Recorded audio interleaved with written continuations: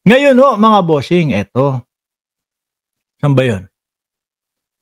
Tayo hong lahat, mga kababayan. Wait lang ha. Sir, were you part of the... Wait lang.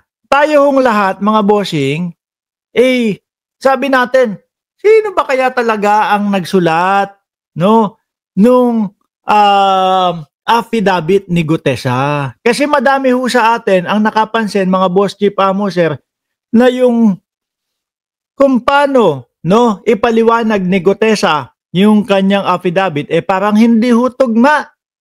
Halatang halata na hindi siya yung nagsulat. Sabi ko nga ho pag ito pinaulit doon sa loob ng DOJ, etong kanyang affidavit, pag pinaulit to, malamang to hindi niya kayang ulitin Siguro isa rin ho yun sa dahilan kung bakit si Gutesa ho, mga kababayan, ay hindi naka-attend doon mismo o hindi umattend doon sa DOJ. Baka ulitin. Sabi ni Juanito, si Rocket, mga fabricator DDS. Ngayon ho, mga kababayan, eto ayan aminadong parte siya ng pagbuo ng salaysay ni Gutesa. Nagkakaalaman na, nalalaman na. Baka naman, ikaw mismo ang bumuo ng lahat. Kaya naman, yung tinanong na si Gutesa, kailangan mo ba ng witness protection program? Hindi daw. Pero yung nakasaad doon sa kanyang affidavit, mga bossing, ay kailangan daw ng witness protection program. Siguro mga ilang beses lang binasa ni Gutesa yan. O baka naman, no? Sabi niyo doon sa tao, ano lang yan, babasahin mo lang doon sa loob ng Senado. Baka ganun ha? Game! First of all, sir, were you part of the paggawa po ni Sergeant Gutesa? Yes. Ang bilis sumagot, ano? First of all, sir, parte ka ba noong paggawa nung salaysay ni Gutesa? First of all, sir, were you part of the paggawa po ni Sergeant Gutesa? Okay, so inaamin niyo po. Yes. Okay, so inaamin niyo po. Yes. Posible ho din kayong imbestigahan ng DOJ. Welcome. Bakit?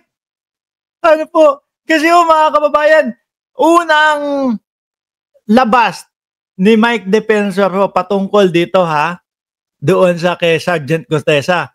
Unang labas, ang kwento-kwento nila ng Marcoleta, mga bossing, is, kumbaga, si Gutesa lumapit sa akin, nakiusap na ilapit ko siya kay Rodante Marcoleta. No, kasi nga, si Rodante Marcoleta nandoon sa Senate Blue Ribbon Committee, etc. Ngayon ang typical na ganyan na nakiusap sa iyo na ilapit mo naman ako kay Marcoleta after na wala na no? Ito, Rodante, ito, kailangan ka daw nito kasi nga may isisiwalat siya diyan sa Senado. Wala ka ng Pero ngayon po, ang lumalabas, kasama pa siya doon sa sa nagsulat nung salaysay. Kasama pa siya doon sa gumawa nung salaysay. Di po ba? Sabi nga ni Sir Jorge Edralin, una, bakit mo kailangan tulungan gumawa ng affidavit? Correct ho. Di ba? Ang gagawin mo lang dyan nakaganon ka, malamang, sige, Boss Gutesa, gusto mo ba ng kape? Kung nasa bahay mo gusto mo ba ng kape? Sige. Kung nasa restaurant naman, orderan kita kape, okay, sige. Yan. Tapos habang sumusulat. Ikaw naman, wala lang, tamang basa ka lang. Kahit po yung pagkakasunod-sunod nun, si Gutesa ang mag-aano nun. Kung papakialaman mo pagkakasunod-sunod, baka mas mali yung sa'yo. Or baka, sila talaga, yung kabuuan nun, ang may gawa.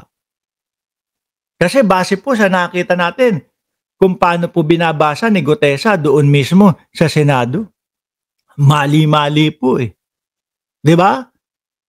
Mali-mali ho, mga kababayan Kesyo yung nandoon yung sa ilang floor daw, pinanik yung 46 na mga maleta. Biruin mo yun, 46 maleta, ipapanik mo, tapos yung 35, hindi naman pala doon idadalhin, o ibababa mo na naman yung 35.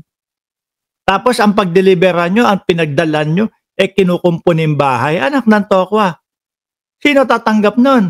Yung mga construction worker.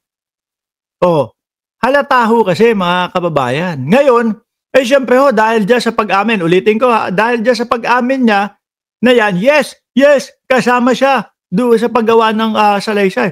Malamang ho talaga, ipatawag yan. Tapos ano na naman sasabihin ng mga DDS? Naku, eto na sila. Imbis na si Martin Romualdez, yung kanyang yung kanilang imbestigahan at ipatawag, si Defensor pa ang ipinatawag. Ganyan na naman ang sasabihin nila. Di po ba? Ayun si Gutesa ang sinabi, Martin Romualdez, pero si Mike Defensor ang pinatawag. Kasi may mga ganito nasagot sila. First of all, sir, were you part of the paggawa po ni Sergeant Gutesa? Okay, so inaamin niyo po. Yes. Okay, so inaamin niyo po. Yes. Posible ho din kayong imbestigahan ng DOJ. Welcome.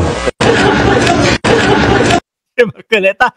Natawa tuloy si Marcoleta, mga bossing. Anyway, since tumatawa ka dyan sa Gedli, Boss Marcoleta, ikaw yung susunod. Ano ba yun? Eto, si Marcoleta, sunod natin. Boss Marcoleta! Yung pinakahuling ginagawa nila para i-discredit nila si Gutesa. Opo. Ayan daw. Para i-discredit daw si Gutesa, mga kababayan. No? Ako hindi ko binlag to. Pero alam ko naman sa sarili ko na hindi sasabihin ni Gutesa yung mga ganito. Wala akong vlog na ganito na ang sinasabi is umamin si Gutesa na si Marcoleta at si Defensor ang nagpumilit sa kanila. Okay.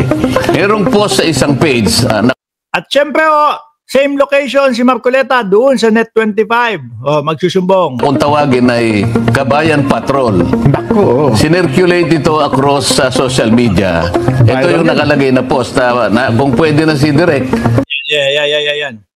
Ano daw? Taong nasa likod ng fake news o paninira kay Gutesa iniimbestigahan ni Marcoleta. Ayan. Ayan, sinasabi niya, Orly Gutesa breaks silence.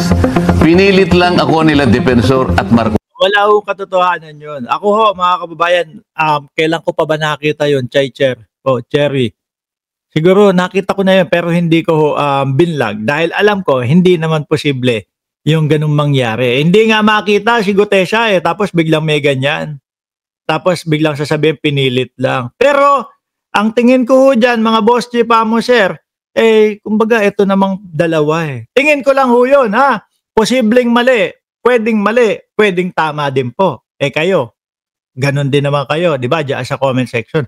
Ang tingin nyo, sa nahalata nyo, sa nakita nyong kilos nila, doon mismo sa Senado ay halata na ngayon, may nag-utos. Di ba? Pwedeng mali tayo,